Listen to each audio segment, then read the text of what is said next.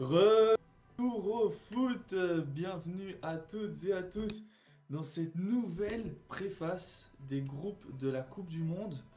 On a passé la moitié dans la série, c'est le septième groupe aujourd'hui sur 12, le groupe E, le groupe de l'Allemagne, un des favoris pour le titre aux États-Unis cet été. Il sera disponible donc dans une analyse plus complète, l'Allemagne, avec tous les favoris, les autres favoris, les Espagnes, France, Portugal, etc. Ils sont accompagnés dans leur groupe de Curaçao, le petit pousset des Caraïbes aujourd'hui. La Côte d'Ivoire, vainqueur de la CAN en 2024. Et l'Équateur, un petit peu de sang chaud sud-américain dans ce groupe. Pour parler de ces quatre équipes et de leur rencontre avec moi aujourd'hui, Florentin. Salut Florentin. Et salut Benjamin, on se retrouve du coup pour le groupe E. Groupe aussi très intéressant, c'est vrai qu'on le dit souvent, mais ces groupes sont plutôt intéressants. Et on peut parler de beaucoup de choses, que ce soit de Curaçao avec sa première Coupe du Monde et d'une Allemagne qui a le devoir de revenir fort. En parlant de ça, on peut commencer avec le premier match, du coup Allemagne-Curaçao. Je sais pas ce que t'en penses, dis-moi quoi. Allemagne Curaçao, le choc David contre Goliath, j'ai envie de dire. Curaçao, donc une nation qui a donné sa sélection il y a quelques jours. On est à un total de valeur marchande pour les 26 joueurs de 28 millions. Voilà, je sais même pas s'il y a un joueur en Allemagne qui vaut moins de 28 millions. À vérifier sûrement. Mais en tout cas, c'est le choc des géants. Je pense que Curaçao ne fera pas le poids. Voilà, parce que tout simplement, on va peut-être le rappeler maintenant, si on n'en parle pas après. Ils se sont qualifiés via la CONCACAF. Donc dans la CONCACAF, ce qui s'est passé en fait, c'est que comme c'est organisé cette Coupe du Monde dans la zone CONCACAF, qui est la zone nord-américaine en fait, avec l'Amérique centrale est comprise dedans, on a déjà les trois plus grosses nations en fait de cette zone qui étaient qualifiées: Mexique, Canada, États-Unis, et donc forcément, c'est les petits pays, les petits poussets de cette zone qui allaient en profiter de cette situation. Et donc finalement, ils ont eu des groupes assez faciles. Ils ont eu des complications pour se qualifier simplement via la Jamaïque, qui n'a jamais concrétisé leurs grosses occasions malgré une grosse domination dans les matchs qu'ils ont pu avoir contre Curaçao. Donc en gros, ils se sont qualifiés parce que la situation fait que les tirages sont pas mal. N'en démord pas, c'est la meilleure équipe des Caraïbes, mais bon, face à l'Allemagne, je leur laisse aucune chance. Très honnêtement, je pense pas qu'il y a besoin de s'attabler longtemps sur ce match. Malgré tout le respect qu'on a pour eux, je vois une victoire 4 ou 3-0. Je suis exactement du même avis, de toute façon je pense que ça va être la même chose pour beaucoup de gens. L'Allemagne est là, l'Allemagne a besoin de commencer fort et aura la facilité de le faire. Donc voilà, je pense que c'est une victoire facile pour l'Allemagne. Et on va pas s'attarder plus longtemps à ce match, surtout qu'après, il y a un match très important, très intéressant, ce Côte d'Ivoire-Équateur. Voilà, moi je sens un match physique, parce qu'on connaît les deux équipes qui vont apporter du physique dans leur jeu. Euh, voilà, moi j'aime beaucoup la Côte d'Ivoire ici, parce que je la trouve plus complète, en tout cas face à l'Équateur, avec beaucoup plus d'apports offensifs. Et je pense que c'est avec ça qu'ils vont réussir à passer ce match, même si un match nul ne serait pas impossible. Oui, beaucoup plus d'apports offensifs. Je crois que c'est exactement la clé du match pour reprendre tes propos. On n'a pas d'attaque en Équateur. C'est-à-dire que je pense que c'est une des meilleures défenses, déjà de son continent. Si on reprend leurs 12 derniers matchs, donc leur nouvel entraîneur est arrivé ici pour les 12 derniers matchs des phases de qualification, ils ont encaissé que 5 buts. C'est la moitié de l'autre deuxième meilleure défense, qui est l'Argentine, d'accord. Mais par contre, on a marqué que 10 buts en 18 matchs. C'est la huitième attaque d'Amérique du Sud. C'est-à-dire que la septième est même pas qualifiée au mondial, hein. Donc il y a un manque criant de qualité, de créativité offensive en Équateur. Maintenant, une solidité derrière impressionnante, avec des défenseurs de classe mondiale: Incapié d'Arsenal, Pacho du PSG, pardon, Ordonez de Bruges qui va sûrement avoir un gros transfert cet été. Donc une méga solidité, mais par exemple sur les 12 derniers matchs, là, 6 fois 0-0. Donc ça n'encaisse pas beaucoup, mais ça ne marque presque jamais. Au contrario, la Côte d'Ivoire, quand elle est en forme, elle peut battre n'importe qui. Et devant, là, il y a du niveau. Notamment, on va citer son nom plusieurs fois dans cette vidéo, je pense. Yann Diomandé, un des prospects du football les plus en vue depuis peut-être Lamine Yamal, j'ai envie de dire. Oui, mais c'est pour ça que moi je pense que voilà, ce match sera plutôt fermé. En tout cas, on va avoir un Équateur qui va gérer cette défense. Mais un match fermé, pour moi, donne l'avantage à la Côte d'Ivoire ici, pour cet apport offensif. Et j'imagine que voilà, en 90 minutes, ils trouveront l'occasion pour aller marquer ce but. Et après, réussir à fermer le match. Et comme on a dit, l'Équateur étant pauvre offensivement, je pense pas qu'ils vont revenir dans ce match. Donc je pourrais même me mouiller en disant que le 1-0 est une très bonne initiative. Écoute, j'avais noté le 1-0 aussi. Deux clés que j'ai peut-être envie de donner, c'est que l'Équateur, ben, via ses centraux, profite aussi beaucoup des phases arrêtées. Et la Côte d'Ivoire a du répondant aussi défensivement. Odilon Kounsounou, Osman Diomandé, des défenseurs très intéressants. Du Kessie au milieu de terrain. Enfin, t'as rappelé le niveau physique de cette équipe, qui je pense ne sera pas une équipe qui se fait facilement avoir sur phase arrêtée. Et oui, un éclair de génie de Hamad Diallo, de Yann Diomandé ou de Simon Adingra va faire la différence dans ce match, je pense. Moi, je vois un 0 aussi.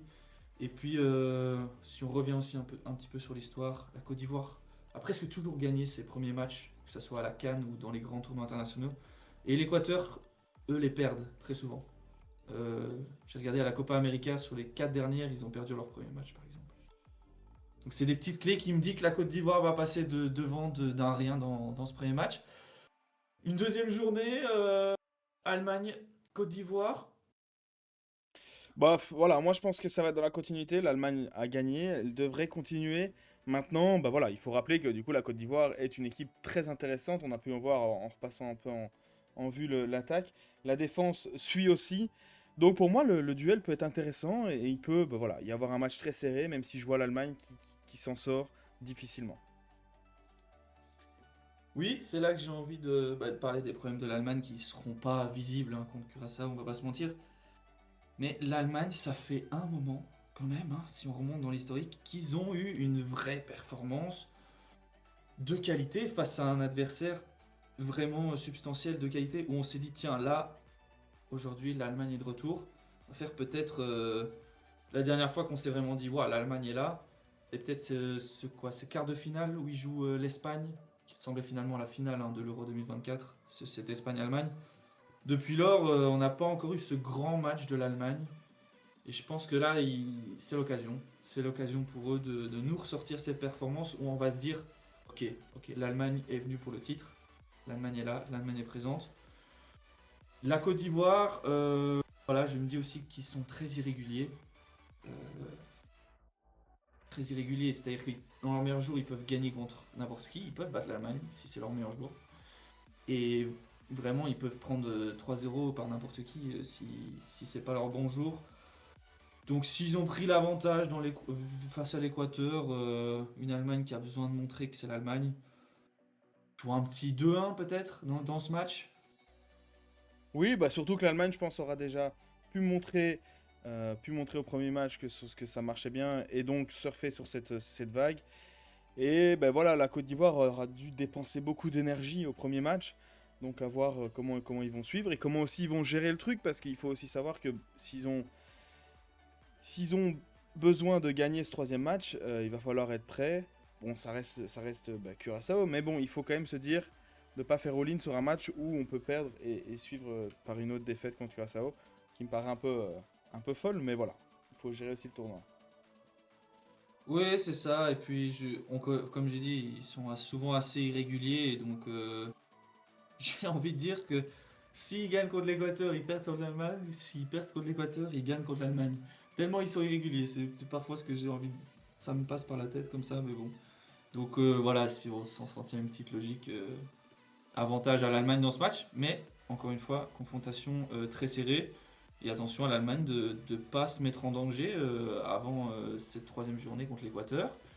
L'Équateur en journée 2 qui va affronter Curaçao. Mais pour moi, on va rester sur un match à sens unique, comme on a pu en parler avant. Sauf que voilà, l'Équateur, comme on a dit aussi, reste une équipe qui défend mieux qu'elle attaque. Donc voilà, je vois 0 but bien sûr pour Curaçao. Et pas non plus énormément de buts pour l'Équateur. Je pense qu'à 1-2-0, ça sera le grand maximum. Maintenant, on verra ce que ça donne. Et on sait aussi que le Curaçao arrive sans aucune pression. C'est sûr que contre l'Allemagne, ils auront beaucoup de mal à pouvoir montrer quelque chose. Et ici, ils vont peut-être vouloir un peu montrer de football et essayer de s'amuser un peu, de prendre un peu de plaisir sur ce tournoi. Moi, je pense que quoi qu'il arrive, tous les matchs qu'ils ont pu jouer en qualification, même contre des nations plus faibles que Curaçao, ils ont garé le bus, hein, comme on dit, avec leur 5-4-1. On défend à 11 dans le rectangle. Je pense que ce sera aussi le cas contre l'Équateur. Et, euh, et voilà, je pense que l'Équateur va devoir se reposer sur un éclair de génie, parce qu'ils n'ont pas l'habitude d'avoir la possession. Ils vont, à mon avis, tourner en essuie-glace autour de ce bloc sans vraiment créer quelque chose, comme tu as pu dire. Il va y avoir des centres, si un centre tombe bien, peut-être un but là pour l'Équateur. Une phase arrêtée, un penalty, euh, ou une frappe peut-être légendaire des pépites, hein, de cette équipe d'Équateur qu'on n'a pas encore citée, mais Kendry Paez, acheté par Chelsea, qui est retourné en prêt à River Plate. Moïse Caicedo aussi du côté de Chelsea. Voilà, des gens qui peuvent, sur un éclair de génie, mettre une frappe de 35 mètres qui casserait ce bloc bas. Je me suis noté une victoire 1-0 et je n'exclus pas un nul 0-0 parce que l'Équateur a vraiment du mal à marquer. Oui, je suis plutôt d'accord. Moi, j'ai mis 2-0, mais bon, voilà. C'est parce que je vois vraiment Curaçao très faible et ne pas tenir dans la longueur, même Oui, c'est ça en physiquement. fait. C'est ça. C'est ça, Mais voilà. t'aurais une équipe un peu plus forte que Curaçao, un tout petit peu, hein. Je pense que l'Équateur ne gagne pas ce match. Ça Oui, se bah joue à oui, c'est rien. ça, c'est ça. On est d'accord que voilà, Curaçao est dans Ouais, une c'est parce position où que ils peuvent pas faire Curaçao est grand-chose. vraiment pas très fort, quoi. Ouais, c'est ça. Euh, Euh, Oui, bah, cette dernière journée, alors, bon, on peut peut-être aller sur le match, alors comme on dit que Curaçao est pas très très fort. Un Curaçao Côte d'Ivoire, voilà. La Côte d'Ivoire, normalement, devrait faire le travail. Qu'est-ce que t'en penses? Bah ouais, je pense qu'ils sont très complets. Il va y avoir ce qu'il faut. Je pense que bah voilà, Curaçao va faire ce qu'ils peuvent. Ils vont jouer comme ils savent le faire. Mais la Côte d'Ivoire va pas se faire avoir et va réussir à trouver les solutions parce qu'ils ont de quoi trouver les solutions devant, ça c'est sûr. Oui, Curaçao ressemble quand même à beaucoup d'équipes qu'on peut retrouver, hein, en Afrique, qui n'ont pas de qualité et qui, enfin avec tout le respect que j'ai pour ces équipes-là, hein, mais je pense à des équipes comme les Seychelles, Kenya, Gambie, encore Gambie ça va encore, mais Burundi, voilà des équipes qui n'ont pas de qualité au pied ou quoi et qui font bloc bas. Et l'Équateur, quand on regarde, l'Équateur, pardon, la Côte d'Ivoire, quand on regarde leurs derniers résultats face à ces équipes-là, toujours trouver la solution, même si dans le pire des cas ils font un zéro en fait. Mais vois pas, je vois pas un dénouement où ils ne gagnent pas ce match. Surtout que bah, je pense qu'ils auront besoin des 3 points là. Ben oui, oui, parce que moi, comme on les a vus gagner plus tôt, ben voilà, avec 6 points, ils sont qualifiés d'office. Donc voilà, ça sera à voir, ça sera à voir et ça va aussi dépendre de l'autre match. Équateur-Allemagne, un match, ben voilà, moi je le trouve très intéressant parce qu'on a parlé de la solidité défensive de l'Équateur, de l'Allemagne qui a besoin de retrouver un rythme pour gagner ses matchs. Et donc je n'exclus absolument pas un nul, je verrais même bien un nul 0-0. 0-0, un nul blanc C'est alors. ça, c'est ça, c'est ça. C'est ce que je m'étais noté en fonction des derniers matchs qu'ils ont pu faire, parce que l'Équateur a joué plusieurs grosses nations, je pense au Maroc ou à d'autres, et ils ont réussi à aller chercher un nul, donc je les vois bien aller chercher ce point ici. Ouais, c'est ce que l'Équateur propose quoi. C'était match nul 0-0. Ça m'a l'air super génial cette équipe d'Équateur ou cette Coupe du Monde. On va se régaler en tout cas. Euh, Ça me fait bien rire, hein, que tu parles des équipes, oui, qui ont fait match nul ici. J'ai vu un nul contre le Maroc, j'ai quand même vu un Maroc qui a quand même pas mal fait tourner. Et un Maroc où il y a des changements d'entraîneur et de sélection. Enfin, on parlera de tout ça dans la vidéo du groupe C. J'ai quand même vu aussi un match amical contre le Canada, où le Canada est réduit à 10 à la troisième minute. L'Équateur, sur tout le match, a moins de tirs au but, moins d'XG et moins de grandes chances que le Canada à 10 contre 11 pendant 90 minutes. Donc, moi, l'Équateur qui vient inquiéter l'Allemagne, je n'y crois pas du tout. Euh, non, non, pour moi, je vois un Équateur fatigué qui aura peut-être même concédé le nul contre Curaçao. Ils seront dépités, ça ne fonctionne pas. En cette dernière journée, je n'y crois pas du tout. Si c'est 0-0-0, si c'est 0-0, pardon, c'est seulement à la mi-temps. Et le banc de l'Allemagne fera la différence en deuxième partie de match. Non, je vois une victoire 2 ou 1-0 pour l'Allemagne, assez simplement. Oui, bah c'est bien possible. C'est pour ça, moi, dans le principe, moi, j'appuyais sur le nul parce que voilà, j'ai peur que l'Allemagne ait besoin, enfin, ait fait tourner et soit dans une optique où bah, ils sont tranquilles, c'est le dernier match, ils ont 6 points. Donc voilà, je pense ils ont Mais c'est parce battu. que moi, je suis pas sûr que l'Allemagne ait 6 points, hein. Moi, il y a plus qu'un monde où Allemagne-Côte d'Ivoire, c'est 1-1 ou 2-2. Donc, l'Allemagne ne fera pas tourner, je pense pas. Je pense que même s'ils ont 6 sur 6, ils feront pas tourner. Pourquoi? Parce qu'ils l'ont pas fait à l'Euro 2024. Ils avaient 6 sur 6, c'était déjà qualifié et ils avaient mis l'équipe A en troisième journée. Donc je ne vois pas l'Allemagne faire tourner. Je vois l'Allemagne sortir des joueurs du banc. On parlera d'effectifs de l'Allemagne dans la vidéo dédiée, mais des joueurs de qualité assez, enfin, assez dingue, hein, le banc qu'on peut avoir aussi en Allemagne. Donc moi j'y crois pas du tout. Ouais, bon, on verra, on verra. C'est juste que ici, bah voilà, s'ils battent la Côte d'Ivoire, ils sont sûrs d'être premiers. Donc voilà, ce sera à voir. Maintenant, c'est sûr Donc que tu les ça vois reste l'Allemagne. piocher, tu les vois 6 sur 6 et piocher contre l'Équateur, quoi. Ouais, ouais, après, dans le principe, ça reste l'Allemagne et ça a beau être Oui, mais l'Équateur avec moi une ce que je veux dire, défense. c'est que Je pense c'est le que plus possible à avoir. mon avis est que l'Allemagne va sûrement gagner. Mais si je dois mouiller, que je dois dire quelque chose et que je dois un peu m'avancer sur ce que j'ai pu voir, je me dirais que le nul n'est pas impossible. Oui, moi j'ai vraiment du mal avec cet Équateur qui ne me dit rien. Donc j'ai du mal à leur donner beaucoup de chance en fait dans ce mondial et dans ce groupe globalement. Je peux me tromper, c'est encore possible. Ils peuvent encore se découvrir un attaquant d'ici les 2 semaines qui arrivent. Ils vont jouer l'Arabie Saoudite en préparation, donc une équipe assez faible, contre laquelle ils vont pouvoir marquer des buts.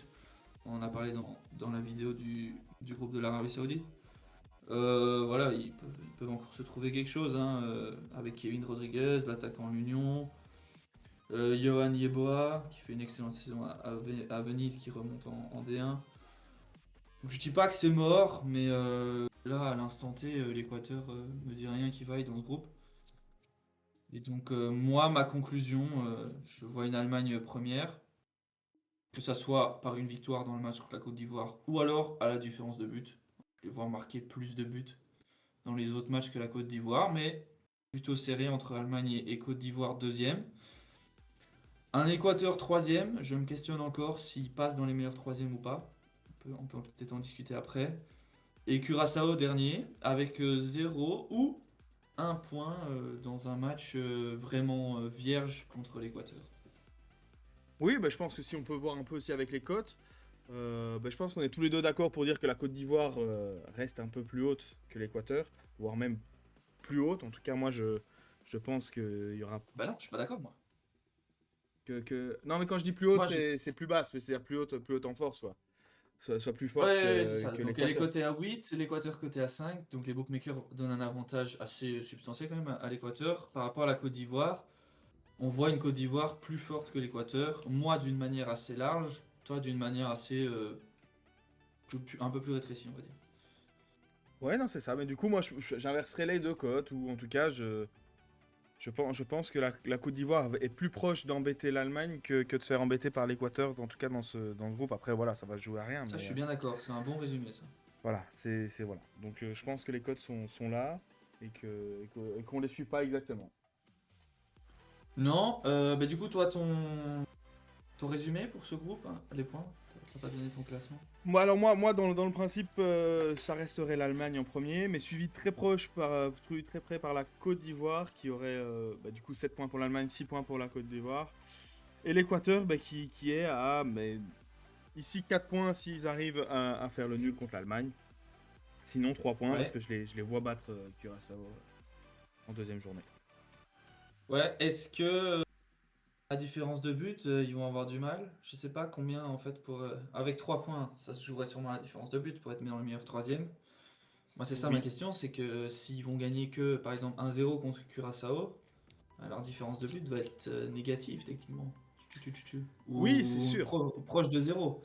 C'est sûr, mais après, je pense qu'ils ont la chance de pouvoir bien défendre et donc de prendre peut-être moins de buts contre les premiers de groupe à chaque fois.